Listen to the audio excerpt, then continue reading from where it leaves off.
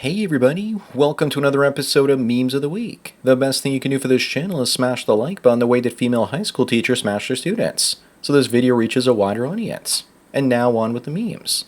Number 1, Simon Cowell won't leave any assets to his son, and doesn't believe on passing down wealth. Meanwhile, he's probably raised him to be spoiled and entitled, living in mansions and flying around on private jets. And then he's gonna leave him with nothing. At least leave the kid with enough money for a house down payment or pay his college. Living in a lap of luxury has already wrecked his life. This is what boomers do. They leave their money to dog charities instead of their own children. Moving on, and speaking of boomers, they must be possessed, and the devil's the one whispering sweet nothings into their ear, to go into the fast lane and then drive slow. Why do boomers do this? Because they don't want to be behind anyone, of course. When I get in the fast lane and there's someone slow, I make an effort to pass them, and I notice that it's either a boomer or a Jeet. And these days, that's like 80 to 90% of the population in Toronto. When I pass them, I get in the fast lane and in front of them, and then I drive even slower. Number 3, here's the look that women get on their faces as soon as you ask them where they want to eat.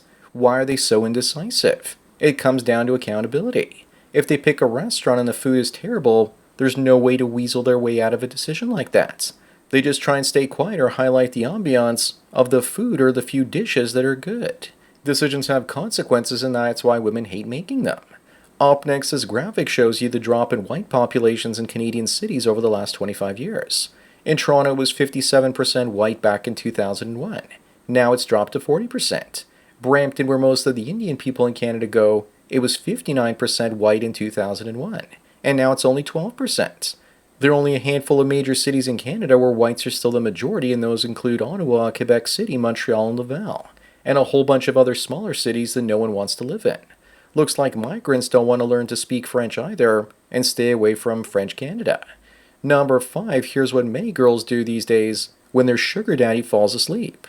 Yes, sugar babies with hairy man arms. Maybe that's his fetish. We shouldn't judge boomer love. But seriously, we're going to see more and more ultra-young women with older men as the economy gets worse and worse. When resources are scarce, women try and make themselves as beautiful as possible, minus the hair baby here, and target men with means with precision. Moving on, which one is your favorite batmobile? For me, it's gotta be the 1989 version. I remember seeing this the first time and thinking it was like a spaceship from another planet.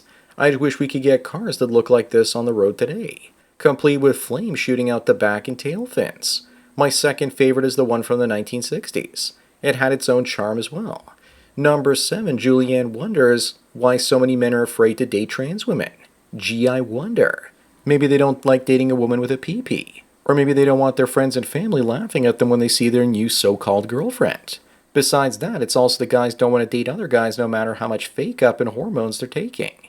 80% of men today would rather remain single than date any woman, trans or otherwise. Up next, the average American has only been in 4 of these US cities. I've been to 14. The only 6 I haven't visited include Denver, Seattle, Dallas, Houston, San Antonio, and Honolulu. I have no desire to explore Texas, but I'd like to go to Hawaii, Seattle, as well as Denver. I've been in more American cities than Canadian ones because Canada has boring architecture and geography. I think the reason the average American barely goes anywhere is because they're broke these days.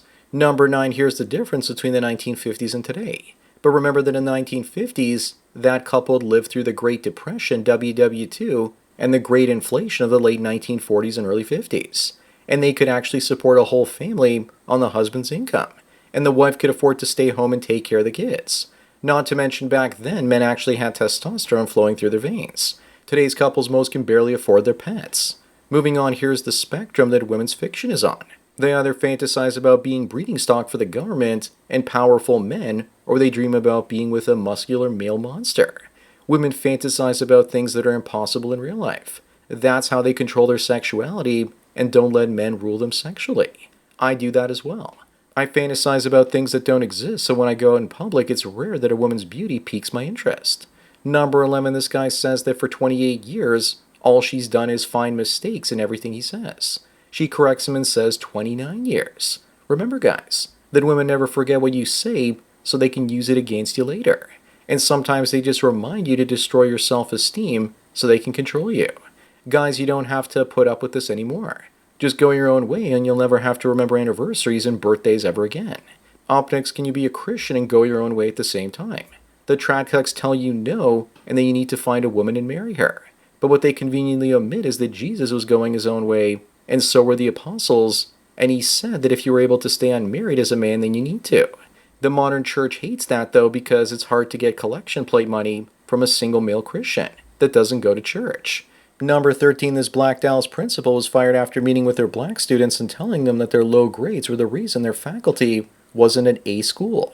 We're now in a world where a black principal making suggestions to black students is now considered racist. She was fired for trying to promote black excellence. What's wrong with the woke mob these days? Maybe she got the idea that they were a problem from this average IQ map of Africa or something. Moving on, remember guys that sometimes you just need to cook your own food and clean your own place in front of your girlfriend. And she can just see how easily replaceable she is. That's a bad idea though if you're planning on staying with her long term. Because if you do those things once, then she's going to expect you to keep doing them for the duration of your relationship. Then you, the boyfriend, become her new chef and maid while she sits on the sofa watching soap operas.